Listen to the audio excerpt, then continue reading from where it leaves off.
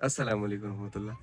تمام امت مسلمہ کو عید الفطر مبارک۔ اللہ تعالیٰ کرے کہ آپ کے رمضان، اس میں آپ کی عبادات، نوافل، تمام دعائیں اور فطرانے اللہ تعالیٰ اپنے دربار میں قبول فرمائے، اور اللہ تعالیٰ کرے کہ پاکستان میں امن اور شانتی آئے، پاکستان ایک امن کا گہوارہ بنے اور امت مسلمہ کے لیے ایک طاقتور ملک بنے۔